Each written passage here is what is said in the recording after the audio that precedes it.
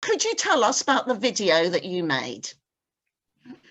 Yes, I made a video to demonstrate how you can grow vegetables from seeds taken out of vegetables rather than seeds that you might buy in a shop.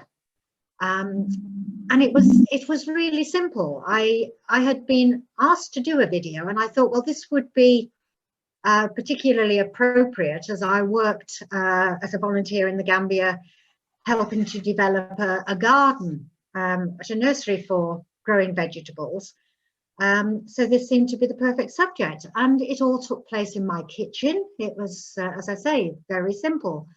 There was a little preparation required because I wanted to do a before and after scenario. So I took seeds out of the vegetables and demonstrated how to make plant pots out of toilet roll holders.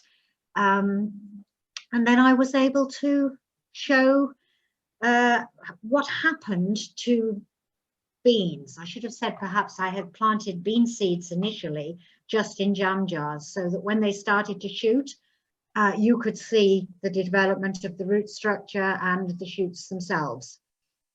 Yeah, in my kitchen, my daughter was invited. I had to feed her, but she came with her phone and just videoed me showing this seed planting. And that was it. It could not have been simpler. And this fits in, doesn't it, with work that you do in the UK with planting seeds for children, yes, I think. Because I work for a voluntary organisation in the UK and have an allotment for small children aged from about 4 to 8 to come, and they each get their own bed on the allotment, the 16, and they get an opportunity to grow what they would like within reason. I did have one little girl who wanted to grow porridge, and we had to steer her in a different direction, but yeah, it fitted in very well with my hobby. So that you linked with your volunteer placement and with your hobby, so a perfect match. It was a perfect match. What seeds did you grow on your video? Beans. The bean seeds I took out of an old bean pod and had previously put some in a jam jar, as mentioned, so that they could see what they could expect to happen under the soil. I did beans, tomatoes, and a small pumpkin. Fantastic. And have you had any feedback on whether people like your video? I have, yes. I've had an email. The video has been sent to a school in Cambodia, and they were pleased to see it. So I'm hoping it will be seen elsewhere too.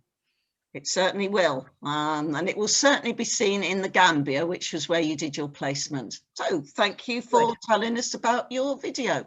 You're very welcome.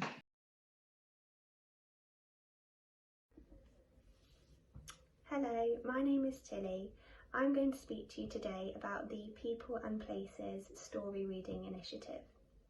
The Story Reading Initiative involves volunteers like me simply filming themselves reading a story. The pre-recorded story is sent to projects around the world supported by People and Places and is used for the online education programmes. Diane asked me to take part in the Story Reading Initiative to support the online learning programme at Trek, which is a children's community centre in Cambodia. She was aiming to send one video to Dara, who is the head teacher at Trek, and therefore she needed as many storytellers as possible. The Story Reading Initiative gives children and their teachers access to stories they wouldn't otherwise be able to get hold of.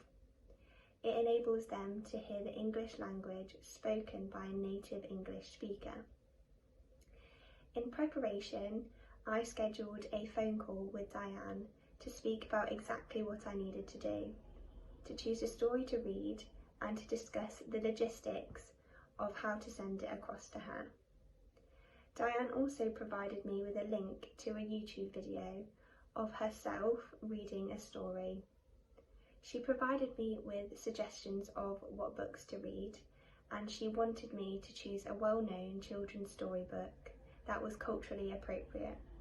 So therefore she suggested animal books are good to use. I chose to read the story The Tiger Who Came to Tea. The video lasted approximately 5 minutes, but this obviously depends on the length of the book itself. In order to make the video, I asked my mum to film me reading the story on my phone. It took a few attempts to get the angle, the position and the sound correct. I started off by introducing myself and then proceeded to read the story. We focused in on the pictures and the wording and made sure my voice was clear for the children to hear. I then used a website called WeTransfer to send the videos to Diane, which she could then download via email. It was an easy website to use, and you can send more than one video at once if required. We had a few technical difficulties with regard to the file format, but this was easily resolved. Yesterday I spoke to Diane and she told me that my storytelling video was sent to Cambodia and to the Gambia. I feel really privileged to be involved in this project, and I'm hoping to travel to Cambodia in the future, and therefore I feel really pleased that I've been able to support the children's education from afar. Thank you.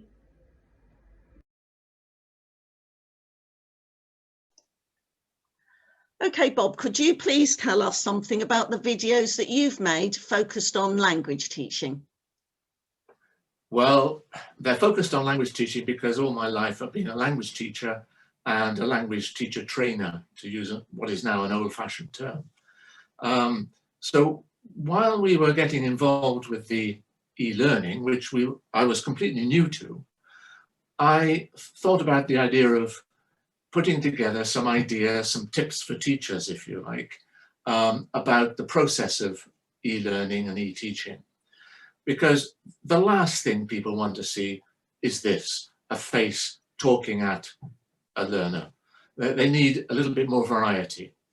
So first thing was to think about, well, what am I doing when I'm teaching online? I'm using my face and my hands much more than I would in the classroom, possibly, just to give more emphasis. So the first film really looks at gestures, using the voice a little better. I looked also at repetition strategies, helping people to practice the language. And in the third video, which is under preparation, will be ready very soon, I look a little bit more at the pedagogical aspects, the stages of language learning, how people need to hear quite a lot in a meaningful context, understand what the language they're being introduced to, practicing, having lots of time to practice the language, and then applying it into a context that is useful for them. In the case of these films, virtually every example I use has come from the experience of being new to e-teaching, teaching the young women in Morocco. It's taught me a great deal. It's been a very rewarding experience so far, despite a few technical problems and timetabling issues. But apart from that, the actual teaching has been a joy, because it's meant that I've revisited language teaching, language learning in the context of online activity. So lots of visual elements, lots of cards, lots of photographs, lots of silly diagrams. If people don't understand, for example, this one comes up regularly so that they have to ask me, Bob, I haven't understood. Can you repeat the question, please? Can you explain a bit more? Even having something, rather than try to explain comparatives and superlatives, well, something as simple as this can show what is good, what is better, and what is best.